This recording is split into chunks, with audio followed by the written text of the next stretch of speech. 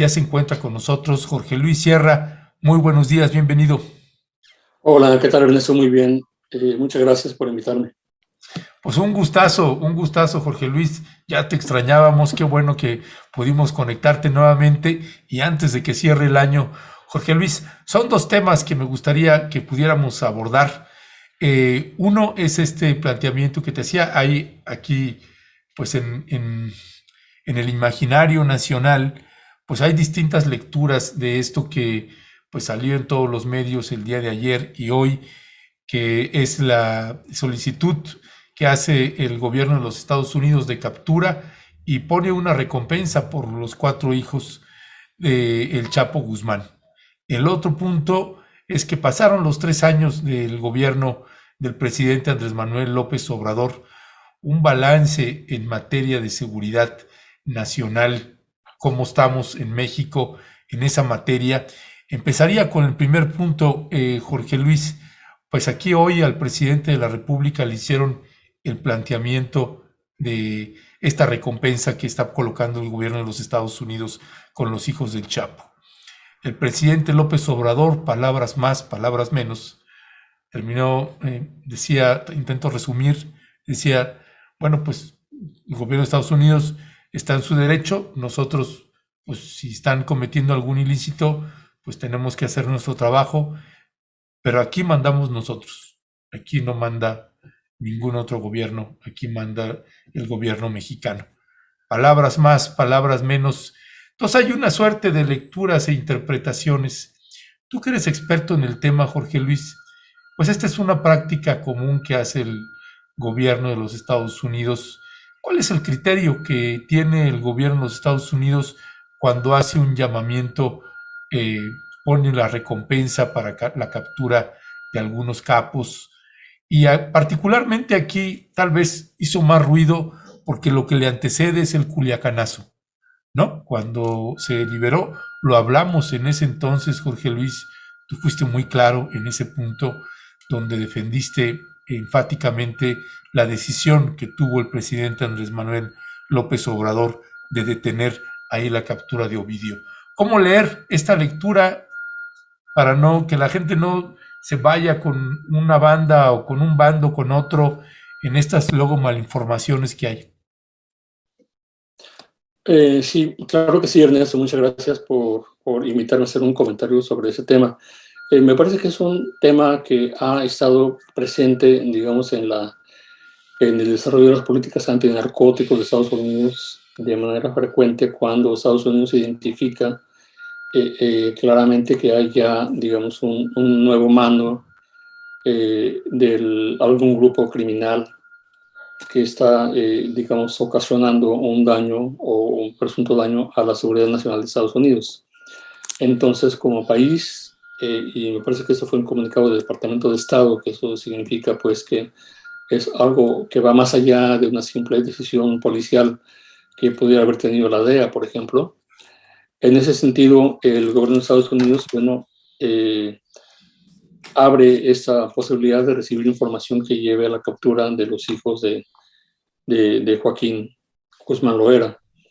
En ese sentido, creo que la estrategia que tiene una decisión gubernamental así es como bastante clara, ¿no? Es simplemente provocar una división interna dentro de las fuerzas de ese cartel que quiere combatir para que haya una delación de los líderes de ese cuerpo, ese nuevo cuerpo dirigente que está ahí y que entonces se produzca una fractura, un debilitamiento y eso lleve como consecuencia el arresto de esas personas, ¿no? Esto creo que más que el arresto es una política de provocar una fractura interna dentro de una desconfianza interna, una merma interna dentro de la organización y por supuesto que eso puede generar, digamos, un grado de disrupción en una organización criminal como es el cartel de Sinaloa, ¿no? Por otro lado está, como tú lo dices bien, el imaginario nacional mexicano, en donde cuando uno ve esto, pues digamos, la mente se remite a lo que pasó en eso que se le llamó como el Culiacanazo, ¿no? Que fue, digamos, fuerzas del cartel de Sinaloa que se distribuyeron en la ciudad de Culiacán y que estuvieron amagando con cometer asesinatos masivos, indiscriminados de ciudadanos en la capital de Sinaloa, si es que no soltaban a uno de los hijos de Joaquín Guzmán Loera, ¿no? Eso me parece que es lo que viene a la mente, porque fue un escándalo, fue un hecho inusitado, fue un hecho que de alguna manera pues resaltó, digamos, el lugar que tiene la confrontación urbana para las fuerzas criminales, ¿no? Las fuerzas criminales suelen y han solido recurrir a los asesinatos urbanos porque primero las fuerzas criminales se confunden con la población, no visten el uniforme militar, se confunden con la población, aparte operan alrededor de personas que están deambulando por la ciudad, cerca de escuelas, cerca de mercados, cerca de lugares de trabajo, y entonces cualquier confrontación armada podría generar, digamos, una serie digamos, de impactos sobre la población civil evidente y muy grande, porque se utilizan aquí armas de alto poder tanto de un bando como del otro. Entonces las fuerzas criminales han tratado de llevar a las fuerzas federales mexicanas en un terreno urbano, y eso quedó demostrado en esa operación que ocurrió ahí y que el gobierno federal mexicano tuvo, desde mi punto de vista, digamos, la sabiduría de no entrar, digamos, en una confrontación armada con unas fuerzas que necesariamente eran fuerzas menores en poder, pero que sí podían ocasionar un daño muy grande a la población antes de que cayeran ya bajo control de las Fuerzas Armadas, ¿no? Eso es lo que está, digamos, de por medio. Me parece que lo que planteó hoy el presidente López Obrador simplemente forma parte de un discurso tradicional mexicano de soberanía, ¿no?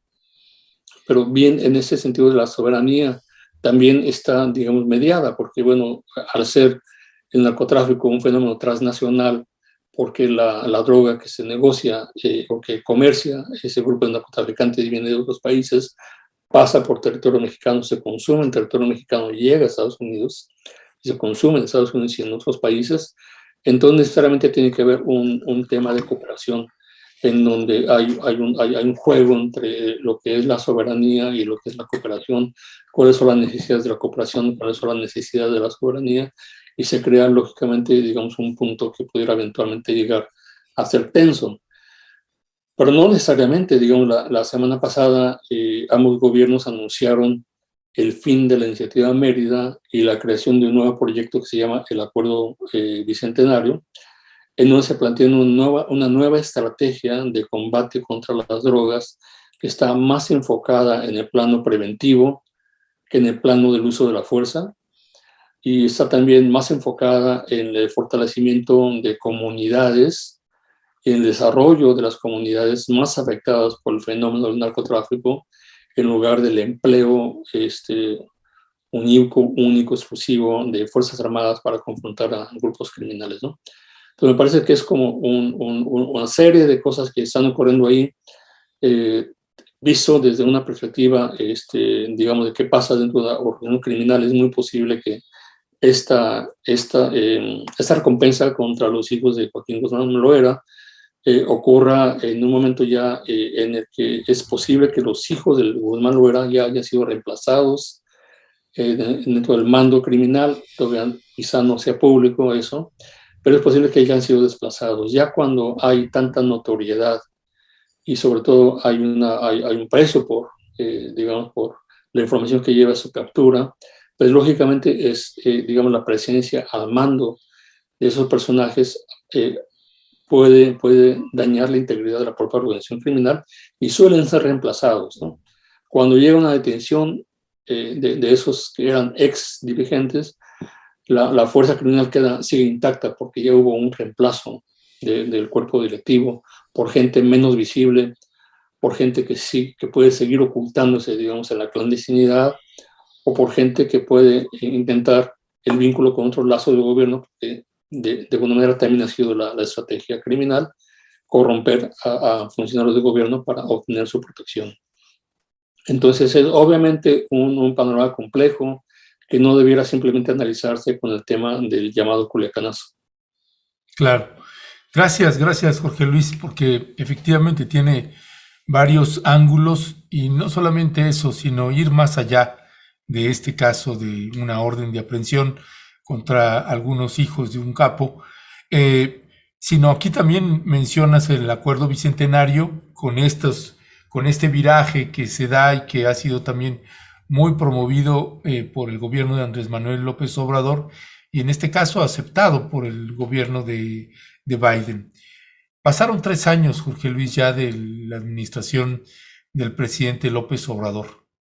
Sigue siendo el tema de la seguridad nacional, la seguridad pública, más allá de que digan que si ha disminuido en tal estado, la realidad es que siguen las desapariciones, siguen las ejecuciones, los homicidios perpetrados por delincuencia organizada, ha disminuido en materia de desaparición forzada, ha disminuido drásticamente las cifras de cómo eran en administraciones anteriores, pero sigue habiendo muchos debates y muchas críticas al gobierno de Andrés Manuel López Obrador, que es una parte que no se termina de resolver.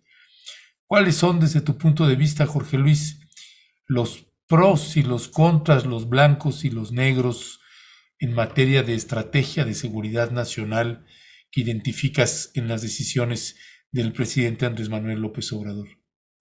Es una pregunta que pienso que debe de plantearse desde la probable inexistencia de políticas de largo plazo. Porque como todos los problemas que ha tenido México han sido problemas que se han venido acumulando por décadas. No es un fenómeno reciente. Lo que ha estado enfrentando ese gobierno lo enfrentaron los gobiernos anteriores. Lo que ha tratado de cambiar en ese gobierno es la manera de afrontarlas. Pero si no hay una política que sea Seccional. Seccional.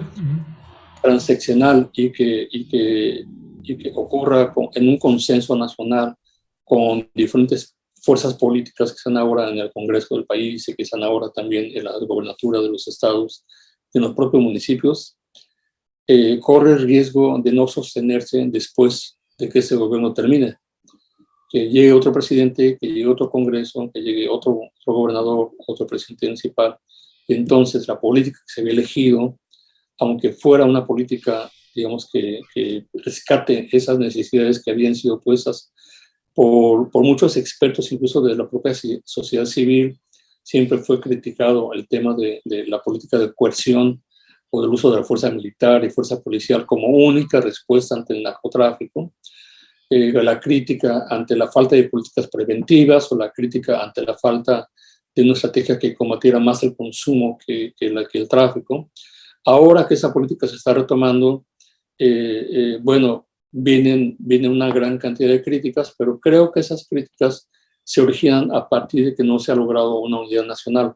Los partidos políticos siguen insistiendo y siguen fomentando esas críticas porque su interés no es tanto el interés que está presente digamos, en el futuro y sobre todo en el futuro a largo plazo, sino un interés de llegar al poder y desde ahí tratar sus propias políticas a su propio estilo, con su propia filosofía o su propia forma de ver las cosas, ¿no? Entonces, esa falta de acuerdo nacional es, creo que, uno de los elementos de debilidad más grandes que tiene el país. Y que eso posiblemente limite, o sea, una vulnerabilidad que limita la consecución de los grandes objetivos nacionales. Y cuando algo limita la consecución de los grandes objetivos nacionales, entonces ahí nos estamos planteando un problema de seguridad nacional. Es más un problema de seguridad nacional esa falta de acuerdo que el problema del narcotráfico, mucho más. ¿Por qué? Porque en ese contexto se está dañando, digamos, la parte del elemento, entre los elementos del poder nacional, se está dañando el elemento político, porque no se ha integrado en una estrategia de seguridad nacional. Está dañado también el componente social, que la sociedad sigue estando viviendo, digamos, los efectos amargos del narcotráfico y la lucha contra el narcotráfico y contra la delincuencia organizada a través de desapariciones, torturas, violencia en sus comunidades, etc. Y por otra parte, digamos, tanto el elemento político como el elemento social, y está, digamos, también de alguna manera, digamos, el elemento militar que no alcanza todavía, digamos, a cristalizar aquellos esfuerzos de racionalidad en el gasto militar y sobre todo una unificación de Fuerzas Armadas con el objetivo de que exista un solo mando que tenga una sola política de defensa y una sola estrategia de seguridad nacional, y que de ahí, digamos, el elemento militar del sector nacional esté debidamente integrado y preparado para cumplir con nuevos retos, ¿no? Entonces, como ves, esos elementos no están todavía completos en la estrategia, y por esa razón podemos hablar que el balance de la estrategia nacional, de la estrategia de seguridad nacional, a los 3 años del gobierno todavía es incompleto. No se ha logrado lo suficiente. Creo que y creo que lo hemos hablado en muchas ocasiones, hay que atender esa necesidad también de diálogo. Sé que es difícil establecer un diálogo con fuerzas políticas que tienen estrategias, perspectivas tan diferentes, pero creo que debe de insistirse en eso, debe de haber un diálogo, debe de haber una conversación, porque yo creo que eso es realmente algo que necesita el país como tal, ¿no? Necesita toda la sociedad, necesita el Estado mexicano. Entonces, esa es mi apreciación. Hasta este momento creo que se han visto pasos positivos. Indudablemente, estas últimas políticas tienden precisamente a lo que muchos expertos y voces de la sociedad civil estaban demandando. Sin embargo, si no se logra, digamos, establecer una política transeccional, pues están en riesgo de desaparecer apenas termine la administración. Ya, Jorge Luis, en materia de Fuerzas Armadas, más allá o además de las atribuciones que le ha dado el presidente Andrés Manuel López Obrador, sabemos que en administraciones anteriores pues ha habido también algunas diferencias entre una fuerza y otra, entre Marina y Ejército, por poner un ejemplo. Ahorita en estados tan complejos como Tamaulipas, lo que sí hemos podido documentar in situ es que hay la presencia de la Guardia Nacional se triplicó en el estado de Tamaulipas.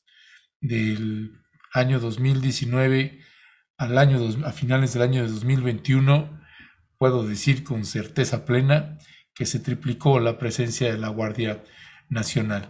Parece ser que la orden no ha cambiado, pero sí la presencia. Desde tu valoración, ¿cómo está operando las Fuerzas Armadas?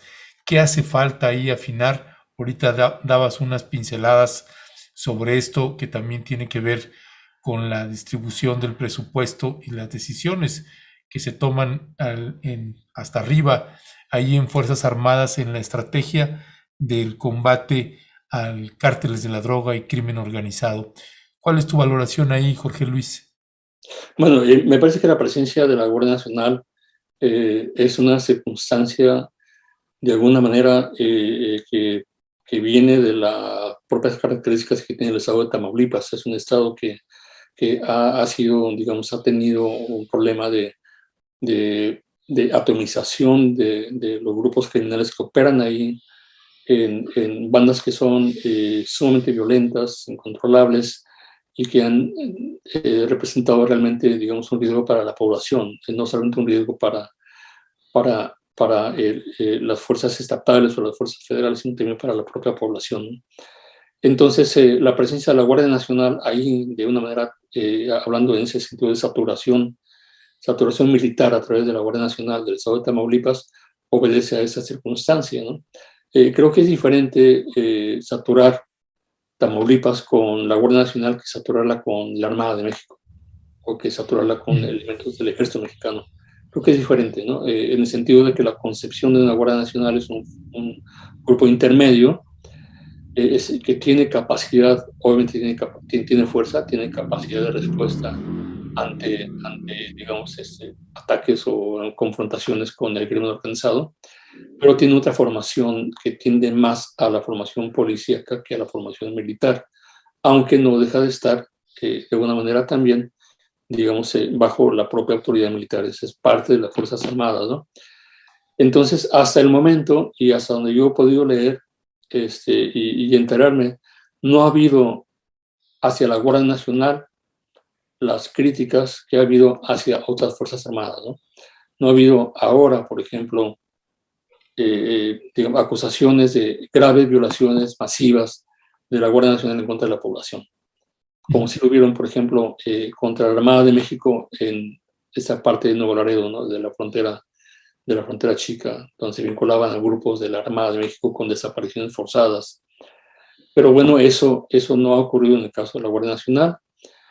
Tampoco quiere decir que eso no pueda ocurrir. Creo que siempre hay un riesgo de corrupción, hay un riesgo de vínculos, cuando la fuerza se adopta como el único elemento digamos, a responder, siempre hay este riesgo de corrupción.